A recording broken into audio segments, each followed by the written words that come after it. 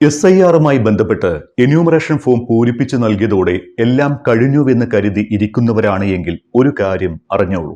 35 ലക്ഷത്തോളം ആളുകളാണ് വോട്ടർ പട്ടികയിൽ നിന്ന് പുറത്താകാൻ പോകുന്നത്. ലക്ഷക്കണക്കിന് ആളുകൾ എന്യൂമറേഷൻ ഫോം പൂരിപ്പിച്ചു നൽകിയിട്ടും രേഖകൾ ഹാജരാക്കാനും ഹിയറിംഗിനും നോട്ടീസ് കിട്ടാൻ സാധ്യതയുള്ളവരാണ് എന്നാണ് വിലയിരുത്തൽ. മുഴുവൻ വിവരങ്ങളും ഉൾപ്പെടുത്താതെ ഫോം പൂരിപ്പിച്ച് ഒപ്പിട്ട് നൽകിയവരാണ് ഇത്തരത്തിൽ പട്ടികയിൽ നിന്ന് പുറത്താകാൻ പോകുന്നത് എന്നാണ് വിവരം. ഇവർ പിന്നീട് ഇലക്ട്രൽ രജിസ്ട്രേഷൻ ഓഫീസർ നോട്ടീസ് അയച്ച് വിളിക്കുന്ന മുറയ്ക്ക് രേഖകൾ ഹാജരാക്കേണ്ടി വരും. ഇതിനു പുറമെ 21 ലക്ഷത്തോളം ആളുകളെ ഇതുവരെ കണ്ടെത്താനായിട്ടില്ല എന്ന് മുഖ്യ തെരഞ്ഞെടുപ്പ് ഓഫീസർ രാഷ്ട്രീയ പാർട്ടികളുടെ യോഗത്തിൽ അറിയിച്ചിട്ടുമുണ്ട്. ഇവരെ കണ്ടെത്താനുള്ള ശ്രമം നടത്തുമെന്ന് കമ്മീഷനും വ്യക്തമാക്കിയിരിക്കുകയാണ്. ബൂത്ത് അടിസ്ഥാനത്തിലുള്ള കണക്കുകൾ പ്രകാരം തന്നെ ഓരോ ബൂത്തിലും 100-നും 500-നും ഇടയ്ക്ക് വോട്ടർമാർ ഫോമുകളിൽ മുഴുവൻ വിവരങ്ങളും നൽകാതെയാണ് ഒപ്പിട്ട് നൽകിയിരിക്കുന്നത് എന്നാണ് പ്രാഥമിക വിവരം. ഇവർ ഹിയറിംഗിന് ഹാജരാകേണ്ടി വരും. രേഖകൾ തൃപ്തികരമല്ല എങ്കിൽ പുറത്തു പോകേണ്ടി വരും. ഇലക്ട്രൽ രജിസ്ട്രേഷൻ ഓഫീസറുടെ തീരുമാനത്തിനെതിരെ അപ്പീൽ പോകാം. അപ്പീലിനിടെ വോട്ടർ പട്ടിക പ്രസിദ്ധീകരിച്ചാലും അർഹരാണ് എന്ന് കണ്ടെത്തുന്നവരെ പിന്നീട് ഉൾപ്പെടുത്തും. ആരോഗ്യ പ്രശ്നമുള്ള BLOമാരെ ഒഴിവാക്കി പകരക്കാരെയും ആവശ്യമെങ്കിൽ കൂടുതൽ പേരെയും നിയമിക്കും. 18 വരെ BLOമാർ SIR ജോലി മാത്രം ചെയ്താൽ മതിയെന്നും CEO വ്യക്തമാക്കിയിട്ടുണ്ട്. ആകെ വോട്ടർമാരുടെ 7.5% പേരെ ഇനിയും കണ്ടെത്താനുണ്ട് എന്നാണ് കണക്ക്. ഇത് ഏകദേശം 20.75 ലക്ഷം വരും. BLOമാരുടെ പട്ടികയിലുള്ള മരിച്ചവരും കണ്ടെത്താനാവാത്തവരുമായ വോട്ടർമാരുടെ കണക്കാണ് ഇത്. ഇവരെക്കുറിച്ച് വിശദമായ പരിശോധനയ്ക്ക് തെരഞ്ഞെടുപ്പ് കമ്മീഷൻ തയ്യാറായിരിക്കുകയാണ്. മരിച്ചവരുടെ പട്ടികയിലുള്ളവർ മരണപ്പെട്ടതാണോ, സ്ഥലം മാറിപ്പോയെന്ന് പറയുന്നവരുടെ വിവരം കൃത്യമാണോ തുടങ്ങിയ കാര്യങ്ങളാണ് പരിശോധനയ്ക്ക് വിധേയമാക്കുക.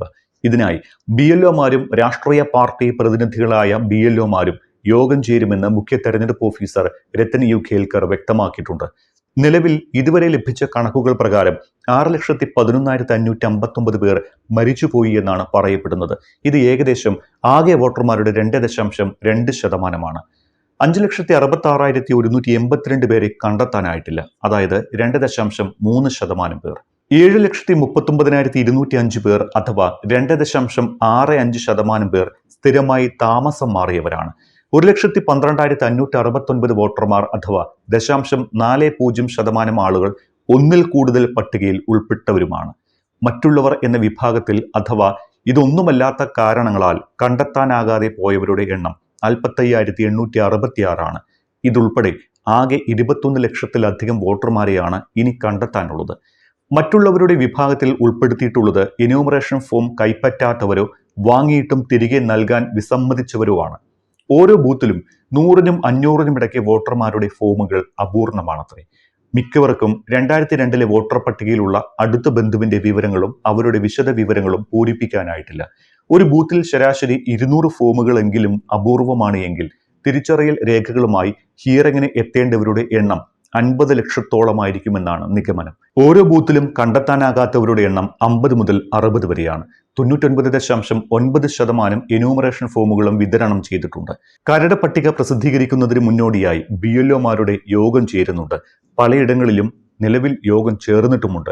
പിശകുകൾ ഉണ്ടെങ്കിൽ രാഷ്ട്രീയ പാർട്ടി പ്രതിനിധികളുടെ സഹായത്തോടെ തിരുത്തൽ വരുത്തി കരട് പട്ടിക പ്രസിദ്ധീകരിക്കുമെന്ന് തെരഞ്ഞെടുപ്പ് കമ്മീഷൻ അറിയിച്ചിട്ടുമുണ്ട്. ഇതിനുശേഷം ബന്ധപ്പെട്ട രേഖകൾ ഇല്ലാത്തവർക്കും EROയ്ക്ക് വ്യക്തത ആവശ്യമായവർക്കും നോട്ടീസ് അയക്കാനാണ് തീരുമാനം. എന്യൂമറേഷൻ ഫോം സ്വീകരിക്കുന്നതിനുള്ള അവസാന തീയതി തെരഞ്ഞെടുപ്പ് കമ്മീഷൻ നീട്ടിയിട്ടുണ്ട്. ആദ്യം ഡിസംബർ 4-ന് സമർപ്പിക്കാൻ നിർദ്ദേശിച്ചിരുന്ന ഫോം സമർപ്പണം പിന്നീട് ഡിസംബർ 11 വരെ നീട്ടി. ഇതിന് പിന്നാലെയാണ് പിന്നെയും ഒരാഴ്ച കൂടി സമയം ദീർഘിപ്പിച്ചത്.